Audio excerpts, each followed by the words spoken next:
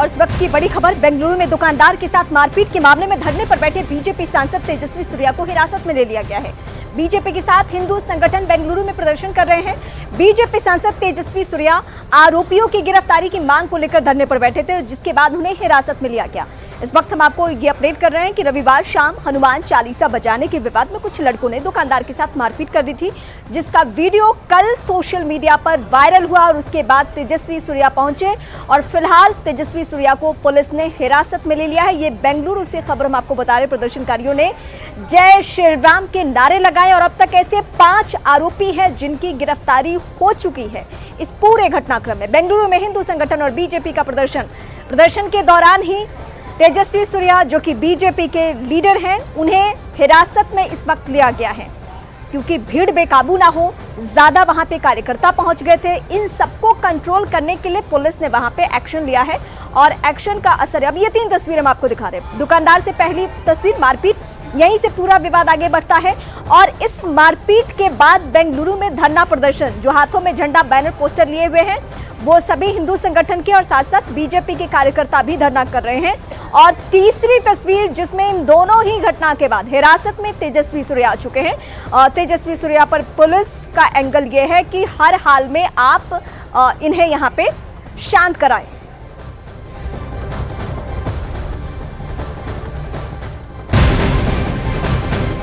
और इस वक्त की एक बड़ी खबर, पशुपति पारस पर तेज प्रताप यादव का क्या बयान सामने आया है वो हम आपको अपडेट करते हैं। पशुपति पारस का महागठबंधन में स्वागत है, तेज प्रताप ने कह दिया। बिहार के पूर्व मंत्री तेजस्वी के भाई लालू प्रसाद के दूसरे बेटे तेज प्रताप का बड़ा बयान सामने आ चुका है। एनडीए में पशुपति पारस से अन्याय हुआ है, उनके साथ अन्याय हुआ है। अगर वो महागठबंधन में आते हैं तो उनका स्वागत है। ये पहली बार ऑफिशियली स्टेटमेंट तेज प्रताप की तरफ से।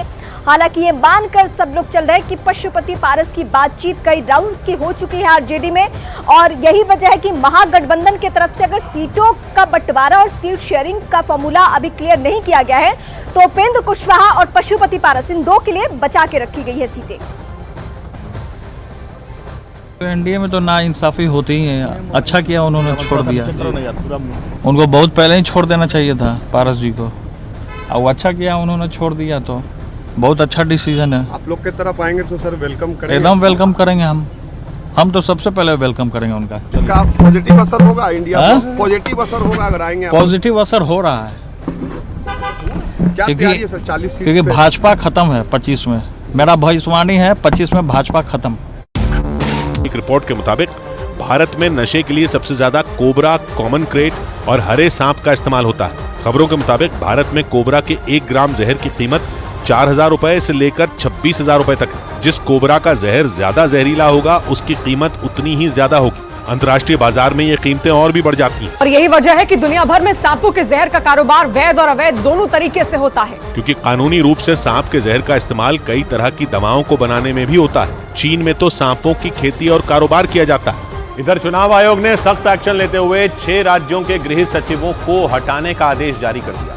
चुनाव आयोग ने यह एक्शन आचार संहिता लागू होने के बाद लिया। 2 दिन पहले 16 मार्च को लोकसभा चुनाव की तारीखों का ऐलान किया गया और चुनाव की तारीखों का ऐलान होते ही पूरे देश में आचार संहिता लागू हो गई। इसी के तहत चुनाव आयोग ने 6 राज्यों के गृह सचिवों को हटाने का आदेश जारी कर दिया। चुनाव आयोग ने जिन 6 राज्यों के गृह सचिव हटाए उनमें गुजरात, उत्तर प्रदेश, बिहार, झारखंड, हिमाचल प्रदेश और उत्तराखंड शामिल हैं। इन राज्यों के अलावा चुनाव आयोग ने पश्चिम बंगाल के डीजीपी को भी हटाने के निर्देश दिए। इससे पहले चुनाव आयोग ने बंगाल के डीजीपी को 2016 में विधानसभा चुनाव और 2019 में लोकसभा चुनाव के दौरान भी ड्यूटी से हटा दिया था। असल में स्वतंत्र और निष्पक्ष तरीके से चुनाव कराने के लिए चुनाव आयोग ने कुछ नियम तय किए हैं और उसे ही आचार संहिता कहा जाता है। और इसका सीधा मतलब ये है कि आचार संहिता लागू होने के बाद प्रशासनिक फेरबदल से लेकर तमाम तरह के बड़े फैसले लेने की ताकत चुनाव आयोग के हाथ में आ जाती है। हालांकि ऐसा नहीं है कि सरकारी कामकाज पूरी तरह से ठप हो जाता है, सारा कुछ पहले जैसे ही चलता है। बस फर्क ये है कि आचार संहिता लागू होने के बाद केंद्र सरकार और राज्य सरकारों के अधिकार छिन जाते हैं। वो न तो किसी तरह की कोई घोषणा कर सकती हैं और न ही किसी तरह की कोई योजना शुरू कर सकती हैं। ब्रेकिंग न्यूज आ रही है बिहार से। सूत्रों के मुताबिक लोकसभा सीटों के बंटवारे में एक भी सीट नहीं मिलने से नाराज पशुपति पारस एनडीए का साथ छोड़ सकते हैं। खबर है कि एनडीए के सीटों के बंटवारे में चिराग पासवान को 5 सीट मिलने और खुद की पार्टी को एक भी सीट नहीं मिलने से पशुपति पारस नाराज हैं। अटकलें लगाई जा रही हैं, वो किसी भी वक्त एनडीए से अलग हो सकते हैं।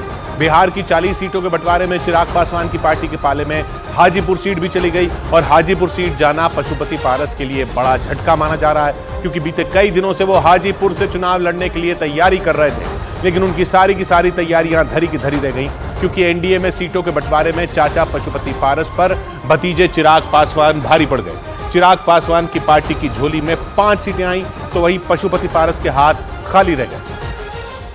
मतलब यह कि पशुपति पारस की पार्टी को एनडीए की तरफ से इस बार के लोकसभा चुनाव में एक भी सीट नहीं मिली। रामविलास पासवान के बेटे चिराग पासवान और उनके बड़े भाई पशुपति पारस दोनों ही एनडीए का हिस्सा हैं। लोकसभा चुनाव की तैयारियों में जुटे चाचा भतीजे में सीटों को लेकर खींचतान चल रही थी, लेकिन सीटों की इस लड़ाई में बाजी भतीजे चिराग पासवान ने मारी। चिराग पासवान की पार्टी लोक जनशक्ति रामविलास को एनडीए ने बिहार की वैशाली, हाजीपुर, समस्तीपुर, खगड़िया और जमुई लोकसभा सीटों का टिकट थमा दिया।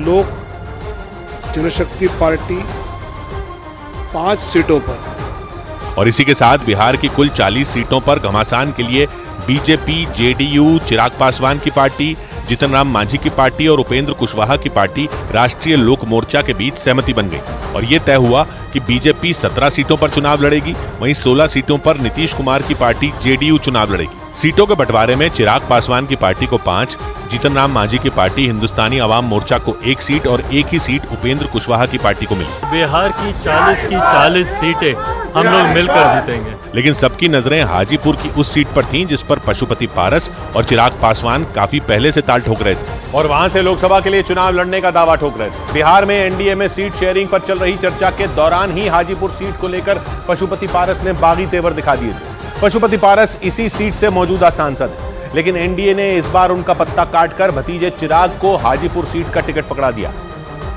यानी टिकट की लड़ाई में भतीजे ने चाचा के सभी दांव को फेल कर दिया और हाजीपुर सीट अपने पाले में कर ली। पशुपति पारस ने कुछ दिन पहले तल्ख तेवर दिखाए थे और 2 टूक बोल दिया था कि वो हाजीपुर सीट नहीं छोड़ेंगे। पशुपति पारस 2019 में बिहार की हाजीपुर सीट से लोकसभा चुनाव जीते थे। वो बिहार की अलौली विधानसभा से 5 बार विधायक रह चुके हैं और 3 बार बिहार सरकार में मंत्री भी थे। 2019 में पशुपति पारस ने हाजीपुर लोकसभा सीट पर बड़े अंतर से जीत हासिल की थी। लेकिन रामविलास पासवान के निधन के बाद चिराग पासवान ने भी हाजीपुर से चुनाव लड़ने की इच्छा जाहिर कर दी थी और कहा जाता है कि वहीं से दोनों परिवारों में तकरार ज्यादा बढ़ गई थी। गंडक नदी के किनारे बसा हाजीपुर बिहार के वैशाली जिले का हिस्सा है। वैशाली 1972 में मुजफ्फरपुर से अलग होकर एक नया जिला बना और हाजीपुर को वैशाली का मुख्यालय बनाया गया।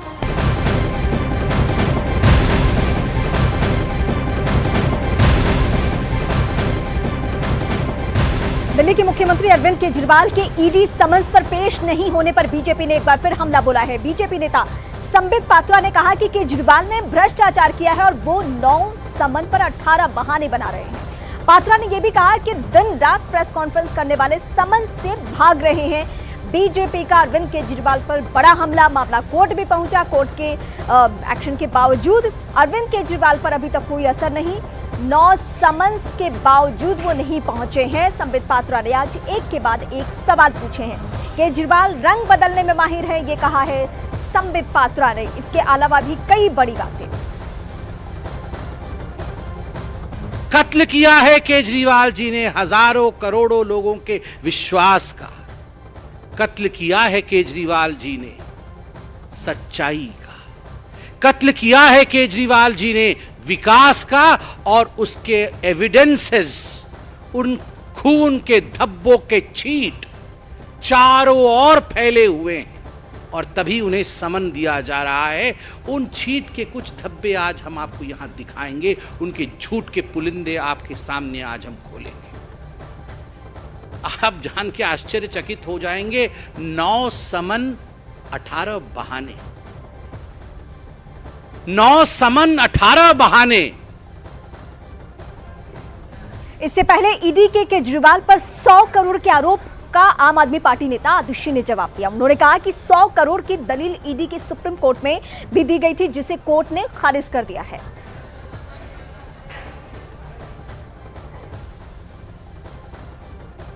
तो आतिशी की तरफ से जो जवाब दिया गया है, ये आरोप पहले लगा चुकी है, सुप्रीम कोर्ट में इस पर बहस कर चुकी है और कोई भी प्रमाण ना होने की वजह से सुप्रीम कोर्ट इस आरोप को खारिज कर चुकी है अपने आदेश में बहुत स्पष्ट तौर पे। तो फिर यह सवाल उठता है कि जो आरोप ईडी पहले लगा चुकी है वो आरोप खारिज हो चुका है, उस आरोप को कल फिर एक प्रेस रिलीज के माध्यम से क्यों लगाया गया?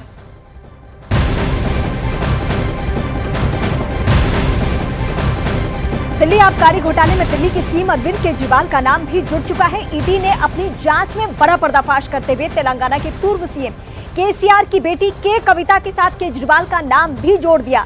ईडी ने के कविता और केजरीवाल समेत आम आदमी पार्टी के कई नेताओं पर मिलकर साजिश रचने का आरोप लगाया है। साथ ही के कविता पर आपको 100 करोड़ की रिश्वत देने का भी आरोप लग रहा है। आबकारी घोटाला मामले में ईडी ने केजरीवाल को 21 मार्च को पूछताछ के लिए बुलाया है।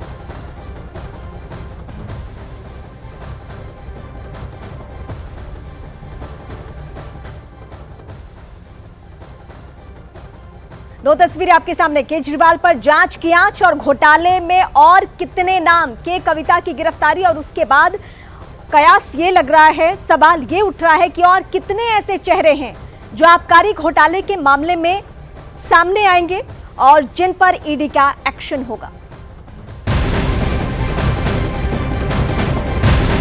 आबकारी घोटाला मामले में केजरीवाल का नाम आने पर आम आदमी पार्टी ने बयान जारी कर दिया। आपने कार्रवाई पर सवाल उठाते हुए ईडी को बीजेपी का हथियार बताया है। साथ ही कहा कि बीजेपी अरविंद केजरीवाल से डरी हुई है। आबकारी घोटाले में केजरीवाल को कई समन्स दिए जा चुके हैं और उसके बावजूद अभी तक नहीं पेश हो रहे हैं। केस कोर्ट में है तो ईडी इंतजार क्यों नहीं कर रही है? ईडी के पास एक भी सबूत नहीं है, ये आम आदमी पार्टी की तरफ से दावा है। केजरीवाल से बीजेपी डर चुकी है, ये आम आदमी पार्टी के सवाल भी हैं और बीजेपी को जवाब भी है। वहीं आबकारी घोटाले में ईडी के अरविंद केजरीवाल का नाम जोड़े जाने पर आम आदमी पार्टी पर बीजेपी हमलावर हो चुकी है। बीजेपी नेता हर्ष मल्होत्रा ने निशाना साधते हुए कहा कि अब समय आ गया है कि केजरीवाल इस्तीफा दें और ईडी का सामना करें।